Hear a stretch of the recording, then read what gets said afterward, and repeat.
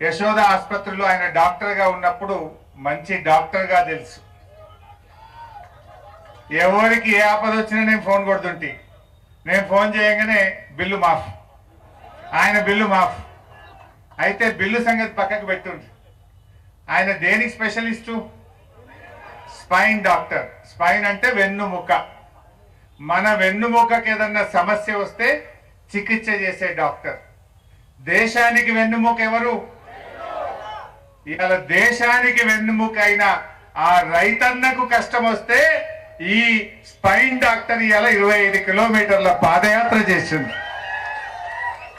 వెన్నుముకకు చికిత్స చేసి ఆ రోజు డాక్టర్ గా పేరు తెచ్చుకున్నాడు. ఇవాళ రైతులకు కష్టం వస్తే ఆ రైతులకు అండగా నిలబడడానికి పాదయాత్ర చేసింది. ఆనాడు డాక్టర్ గా మంచి పేరు తెచ్చుకున్నాడు. ఇవాళ ఎమ్మెల్యేగా అంతకంటే మంచి పేరు తెచ్చుకున్న సంజయ్ని నేను మనస్ఫూర్తిగా అభినందిస్తా ఉన్నా. నిజంగా రాజకీయ నాయకులంటే ఎన్నికలు వస్తే, ఓట్లు వస్తే పాదయాత్రలు చేస్తారు. ఇప్పుడేమన్నా ఓట్లున్నాయా? ఇప్పుడేమన్నా ఎన్నికలున్నాయా? ఇంకా 4 ఏళ్ల దాకా ఏ ఎలక్షన్ లేదు. కానీ సంజయ్ నిజంగా రైతుల కష్టాలు చూసింది. సన్న వడ్లు లావట్టలేరు, దొడ్డు వడ్లు కొనే దిక్కు లేదు. రైతులందరూ 1800కి 1900కే వడ్లు అమ్ముకుంటున్నారు. దాదాపు 30% వడ్లు ఇవాళ ఇప్పటికే రైతులు దళారులకు అమ్ముకున్నారు. ధాన్యం మా వాళ్ళు 50% పోయిందంటున్నారు. అంటే ధాన్యం దళారుల పాలైపోయింది. ఈ రేవంత్ రెడ్డి ఏమో నేను 500 బోనస్ ఇస్తా అన్నాడు. కానీ జరుగుతున్నదేంది? 2320కి అమ్ముడు పోవాల్సిన వడ్లు 1800 1900కే అమ్ముకుంటున్నారు. 2320కి బోనస్ కలిపితే 2820 రూపాయలు రావాలి.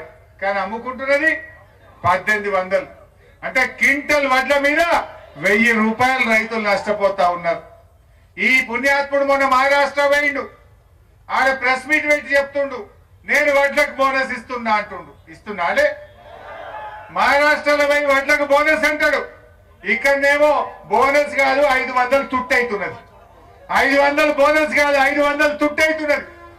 కానీ ఈరోజు ఈ ప్రభుత్వం మొద్దు నిద్రపోతున్నది. మా గంగుల కమలాకర్ అన్న సివిల్ సప్లైస్ మంత్రి ఉండే, నేను ఆర్థిక మంత్రి. వడ్ల కొనుగోలు సీజన్ వస్తుందంటే కేసీఆర్ నెల ముందు మీటింగ్ పెడుతుండే. మా ఇద్దరిని పిలిచి సంచులేమైనాయి, ట్రైనింగ్ ఏమైతుంది, టార్పలిన్ కవర్లు ఉన్నాయా, మాయిశ్చర్ మీటర్లు ఉన్నాయా, అన్ని తయారు చేసుకోమని కమలాకర్ అన్న చెప్తుండే. మరి పైసలు తయారు పెట్టుండ్రి. వడ్లు పడంగానే 24 గంటల రైతుల అకౌంట్లలో పైసలు పడాలని నాకు చెప్తుండే, తయారు చేస్తుండే కేసీఆర్. అందుకే కేసీఆర్ ఉన్నప్పుడు ఎప్పుడు కూడా వడ్ల కొనుగోలుకు ఇబ్బంది రాలే. కానీ వీళ్ళు ఈ కాంగ్రెస్ ప్రభుత్వం మాటలు ఎక్కువ, చేతలు తక్కువ. ఏ ఒక్కటన్న హామీ నిలబెట్టుకుందరా? ఇవాళ సంజయ్ ఎందుకు పాదయాత్ర చేసిండు? గా వడ్లు కొనమని ఈ కాంగ్రెస్ ప్రభుత్వం కళ్ళు తెరిపించడం కోసం ఇవాళ సంజయ్ గారు పాదయాత్ర చేసిండు. ఇవాళ కళ్ళాలలో 15 రోజులు 20 రోజుల నుంచి రైతులు కావలి కాస్తున్నారు. పొద్దుందాకా కోతుల భయం, పొద్దుమీకి అడవి పందుల భయం, ఎక్కడ అకాల వర్షాలు పడతాయో, వడ్లు ధరిస్తాయో అని ఒక ఆందోళనలో రైతులు ఉన్నారు. ఆ రైతులకు వడ్లు కొనాలి, ఆ రైతులకు మద్దతు ధర రావాలి, రైతులకు న్యాయం జరగాలని ఇవాళ సంజయ్ గారు మీకోసం పాదయాత్ర చేశారు. రేవంత్ రెడ్డి ఒక్క హామీ అని అమలు చేసిండా? ఆ రోజు ఎన్నికలప్పుడు మీ అందరికి గుర్తుండి ఉంటది, నేను ఆర్థిక శాఖ మంత్రిగా ఉన్నా, ఎలక్షన్లు నడుస్తున్నాయి. నేను ఒక మీటింగ్ లో మాట్లాడినా, నేను రైతు బంధు డబ్బులు ఇవ్వాలనే ఎలక్షన్ కమిషన్ పర్మిషన్ ఇచ్చింది. రేపు శనివారం, ఎల్లుండి ఆదివారం, సోమవారం పొద్దున్నే రైతు బంధు డబ్బులు మీ బ్యాంకులలో పడతాయి, మీ ఫోన్లన్నీ టింగు టింగున మోగుతాయని చెప్పిన. వీళ్ళు ఎలక్షన్ కమిషన్ లో కంప్లైంట్ ఇచ్చిండ్రు. హరీష్ రావు పైసలు వేస్తా అంటుడు, దీన్ని ఆగబట్టాలని చెప్పి ఎలక్షన్ కమిషన్ లో కంప్లైంట్ చేసి రైతులకు డబ్బులు పడకుండా చేసిండ్రు. రైతుల్లో కోపం వచ్చింది. అప్పుడు రేవంత్ రెడ్డి బయటకు వచ్చి, ఇగో ఇప్పుడైతే 10,000, మేమొస్తే 15,000 వేస్తా అని మాట్లాడిండు. పడ్డాయా? ఈ ప్రభుత్వం వచ్చినాక రైతు భరోసా వచ్చిందా? ఆ ఒక్కసారి పడ్డాయి కూడా అప్పుడు మేం తయారు చేసి బ్యాంకులు వేసేందుకు రెడీ చేసి పడ్డాయి తప్ప ఈ ప్రభుత్వం వచ్చినాక ఒక్కసారి కూడా రైతు బంధు డబ్బులు పడలే. ఆ రైతు బంధు డబ్బులు పడాలి, నువ్వు ఇస్తానన్న 15,000 ఎప్పుడు ఇస్తావని అడగడం కోసమే మా డాక్టర్ సంజయ్ గారు పాదయాత్ర చేస్తా ఉన్నాడు. బోనస్ అన్నాడు, బోనస్ పడతలేదు, రైతు బంధు రాదు, రుణమాఫీ అయిందా? అయిందా? ఆ రోజు ఏం చెప్పిండ్రు? డిసెంబర్ 9 నాడు మొదటి సంతకం రుణమాఫీ మీద పెట్టా అన్నాడు. అన్నాడా లేదా? అన్నాడా లేదా? పెట్టలే. పార్లమెంట్ ఎలక్షన్లు వచ్చినాయి, మేం గట్టిగా పట్టుకున్నాం.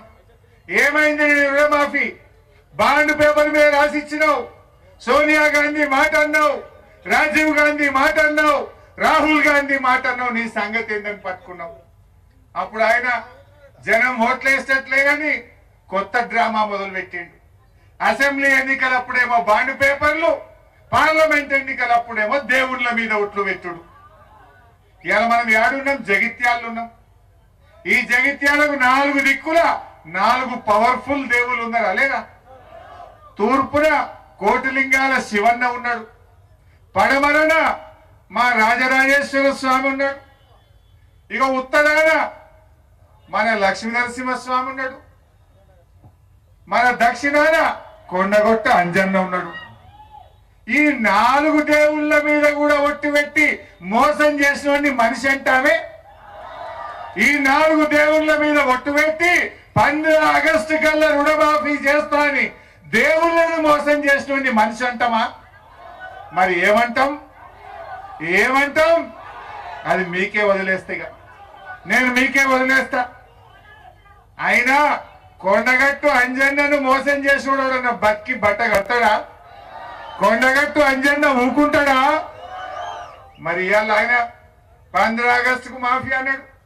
నేను ఛాలెంజ్ చేసిన, సరే నా ఎమ్మెల్యే పదవి కంటే ఈ రాష్ట్రంలో 60 లక్షల మందికి మేలు జరిగితే సంతోషం, మా రైతులకు రుణమాఫీ అయితే సంతోషమని రేవంత్ రెడ్డి 15 ఆగస్టు కల్లా నువ్వు రైతులకు రుణమాఫీ చేయి, నేను ఎమ్మెల్యేకు రాజీనామా చేస్తా, మళ్ళా ఎలక్షన్ లో పోటీ కూడా చెయ్య అని చెప్పిన. ఒకవేళ చెయ్యకపోతే నువ్వు రాజీనామా చేస్తావా అని అడిగిన. ఏమన్నాడు? సై అన్నాడు, తయారన్నాడు. మరి అయినా అదే మీ ఈడ ఎంతమందికి రుణమాఫీ అని చెప్పుంది? కానోళ్ళు శైలావట్టు చూస్తా, రైతు రుణమాఫీ కానోళ్ళు శైలావట్టుర్రే, ఇవో ఇంతమందికి కాలే. ఏమంటాడు ఆయన? హరీష్ రావు నువ్వు రాజీనామా చేయి అంటాడు. మరి అయిందా? 15 ఆగస్టు కాలే, అయినా నేను ఇడిచిపెట్టలే, ఎంబడబడ్డా. దసరా పండుగకు చేస్తామని లీకులు ఇచ్చిండ్రు. పోనీ దసరాకి అయిందా? దసరా దాటినాక దీపావళి అన్నాడు, అయినాలే. ఇప్పుడు మళ్ళా కొత్త డ్రామా, డిసెంబర్ 9 సోనియా గాంధీ బర్త్డేకి చేస్తామంటాడు. అంటే ఏడాది. ఇప్పుడు అది మిత్తి ఎవరి మీద పడుతుంది?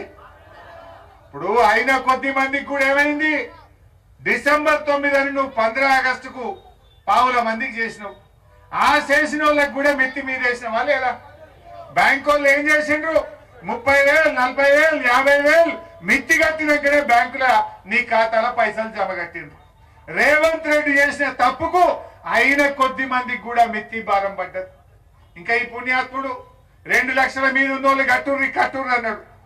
పాపం కొంతమంది నమ్మి కట్టిండ్రు. ఇవాళ బంగారు పెళ్ళ బాగా పెడలున్న బంగారం అమ్మి